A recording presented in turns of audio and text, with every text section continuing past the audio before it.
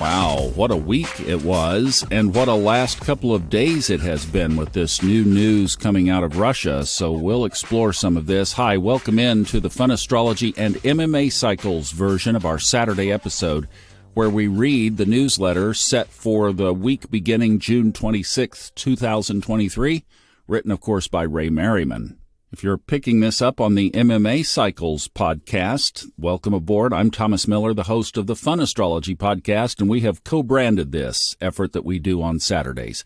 Let's get straight to it. This is going to be a good one and a lot to talk about today.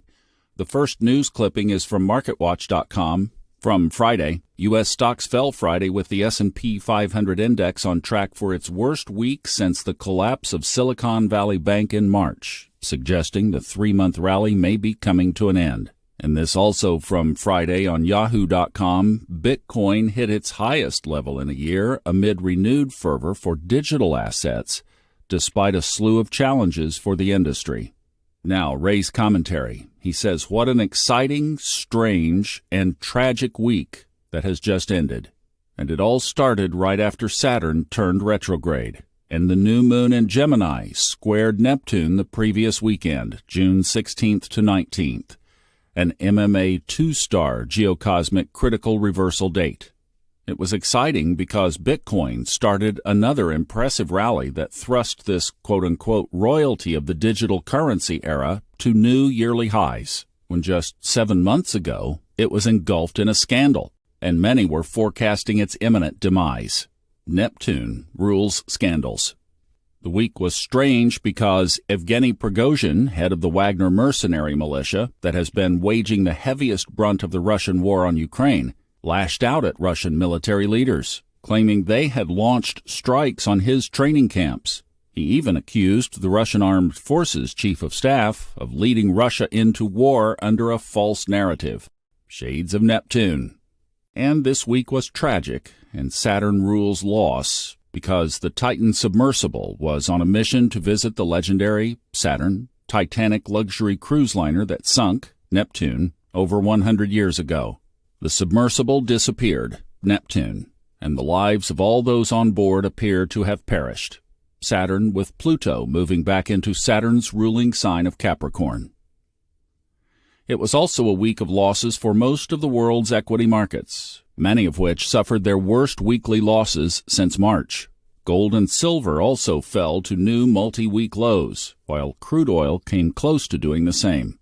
On the other hand, the U.S. dollar, yen, soybeans, and Bitcoin soared to new multi-week highs. Strange. As the dollar rallied against the yen, it fell against the euro. Europe is raising rates, while parts of Asia are lowering rates. It will be most interesting to see what happens when Venus turns retrograde on July 22nd, a period that often corresponds to major policy changes by various central banks of the world. How much more atypical can the world of finances get? And now the short-term geocosmics. This quote from Peggy Noonan in the Wall Street Journal, Saturday, June 24th, 2023. She says, in the search for the submersible this week, Britain's Telegraph quoted retired Rear Admiral Chris Parry of the Royal Navy. Why, he wondered, would anyone get into a, quote, dodgy piece of technology, end quote, like the submersible? He said, it is fundamentally dangerous. There was no backup plan. It's experimental. And I'm afraid to say there is an element of hubris if you want to go down and do that. Everyone thinks that he's unsinkable. End quote. Ray says the week between Saturn and Neptune retrograde, June 17th and 30, had a chilling effect related to the themes of both planets. Saturn can coincide with a time of loss. It is in Pisces, which is associated with the sea. Neptune rules Pisces and is the god of the seas. Furthermore, with Neptune, there is often a lack of accountability and attention to detail that can cause problems later on. Together, these dynamics can portend a time of sorrow and grief over a tragic loss, such as the world sadly witnessed last week. It appears all passengers on the Titan submersible destined to view the ruins of the legendary Titanic vessel have perished due to faulty technology. It seems like a curse of the Titanic. It was also a depressing week for global stock indices. Last week's column pointed to the possibility of a pullback from a high, maybe major, from a high related to Saturn turning retrograde. This coming week is equally important as two powerful level 1 geocosmic signatures, our strongest correlation to market reversals, take place. The first is the dramatic Mars entering into a waxing or opening square to the dramatic Uranus. That's on Monday, June 26th. That's followed by Neptune turning retrograde this Friday, June 30th. The first aspect is very important because it also activates the Mercury-Pluto square in the New York Stock Exchange chart, which is dated May 17, 1792, and all within 1 degree of fixed signs, creating a fixed T-square. In the past, this type of setup has often been observed as the end of a sharp pullback in equity prices, and often gold prices as well. This setup and its correlation to past market behavior appear to be repeating, which once again demonstrates the value of financial astrology as a market timing tool in one's trading plan. The second signature of great importance is Neptune turning retrograde in its ruling sign of Pisces this Friday, June 30th. With an orb of 10 trading days, this is one of the most consistent correlations to primary cycles, highs or lows, in global stock markets, especially in the Dow Jones Industrial Average. And once again, it is also the case with gold, which has also been observed to start impressive rallies during the 2 weeks that follow a low prior to or into this time frame. Therefore, this has the potential to be an important turning point in both equity and precious metals markets. Let's see if they repeat their past behaviors this week or next. And now some longer-term thoughts. This is from June 18th from foxbusiness.com. According to Charles Schwab, this year's survey of 1,000 respondents revealed that the 48% of Americans who feel wealthy today have an average net worth of $560,000, compared to the $2.2 million they say it takes to be considered wealthy. The survey also shows about 2/3 of Americans, 62%, say that being able to enjoy healthy relationships with loved ones better describes wealth than having a lot of money. And 7 in 10 say wealth is more about not having to stress over money than having more of it. And then this, from the JewishVirtualLibrary.org, from Hitler's primary rules in Mein Kampf. Never allow the public to cool off. Never admit a fault or wrong. Never concede that there may be some good in your enemy. Never leave room for alternatives. Never accept blame. Concentrate on one enemy at a time and blame him for everything that goes wrong. People will believe a big lie sooner than a little one, and if you repeat it frequently enough, people will sooner or later believe it. End quote. Ray says, does this sound like anyone we know? Perhaps a politician or a world leader?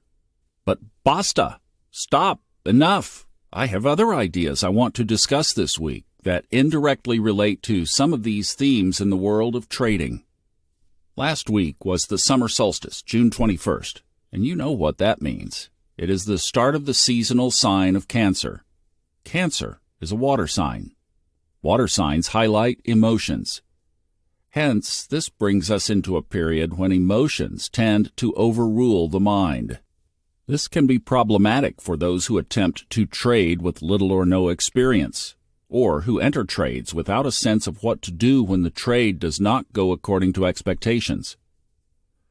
Therefore, this is a good time to discuss the psychology of trading and the pitfalls that arise from making trading decisions based on emotions rather than objective data analysis.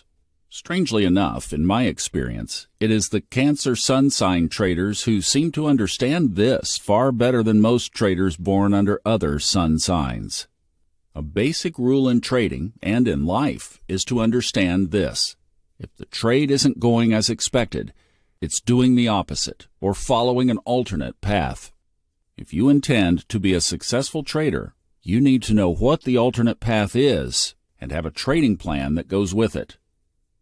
If a market takes an alternate path, you have three choices. Adjust and take the alternate path that is unfolding. Second, cut your losses and exit the trade. Or third, stay with the trade and hope. The last option is the most dangerous because it is based on emotions and not on objective analysis of data.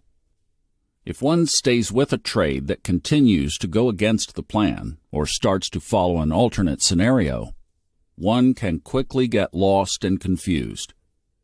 Eventually, this will lead to panic and hysteria. A small loss becomes a large loss.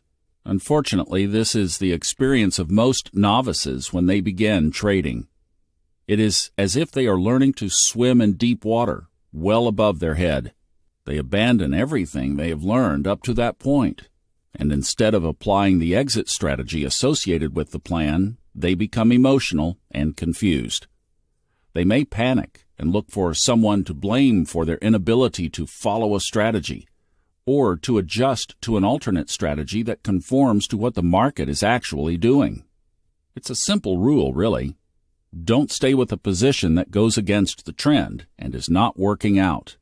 Cut your losses, clear your mind, and get out of the emotional state akin to drowning, that state of being in over your head. Not every trade is going to work out as you hoped. On another related matter, when someone states that astrology doesn't work because financial astrologers say a market can go up, and if it doesn't go up, then it can go down, blah, blah, blah. So what use is it? That person is not citing a failure of astrology, but rather their own failure to understand how astrology works, how trading works, and the psychology behind trading. Astrology is simply a timing tool, and a reliably powerful one at that. It identifies periods of high probability market reversals. It does not predict far ahead of time if an astrologically highlighted period will be a market high or low, but rather that it will likely be a reversal from either a cycle high or low. That does not invalidate astrology's value in the least. When used in combination with other market timing tools, astrology can provide a bias as to whether it will be a high or a low as the time approaches. This is even more so the case when one applies technical and trend analysis studies, the latter of which is invaluable in order to become a successful trader. There's a reason why the trend is your friend. There's also a reason why the best risk-reward setups are also going against the trend, and therefore the riskiest, and they must be balanced with sound money management discipline. Sometimes it is worth the risk to take a trade that has a huge reward-to-risk ratio, depending on where the market is in its cycle, but that's a topic for another day. Additionally, just as important as timing market reversals via astrology is the ability to manage emotions and to exhibit discipline to 1. Create a trading plan based on a preferred outlook, 2. Have an alternate plan that takes into account an alternate scenario, and 3. The mental faculty to react without being emotionally attached to a plan or a position when it is not working out. For that is the downfall of every would-be trader. This is the lesson of Cancer, whether in trading or in life. Manage your emotions. Don't let them manage you. Be careful of attachment to a course of action to the point that you can't emotionally let go for fear of missing out, FOMO, for it will feel like you are drowning in water that is over your head. Know where the seafloor is, and keep your head above the waterline, always. And that's the end of this week's newsletter. I'll just add that my dad was a retail broker, and all the years growing up, our family focused on the markets, and my mom had all these newsletters, and I'm sure Ray's was in there somewhere. And I'll just say that genre of newsletter writers and the people that appeared on Wall Street Week every Friday night on PBS, just a lot of great knowledge back from that era. And you've just heard from one of those pioneers, one of those people, Ray Merriman. That was classic stuff right there. Flag this one and be worth keeping around. Guys, have a great rest of the weekend. I will see you back on Fun Astrology on Monday and 8 o'clock tomorrow night Eastern for Level Up.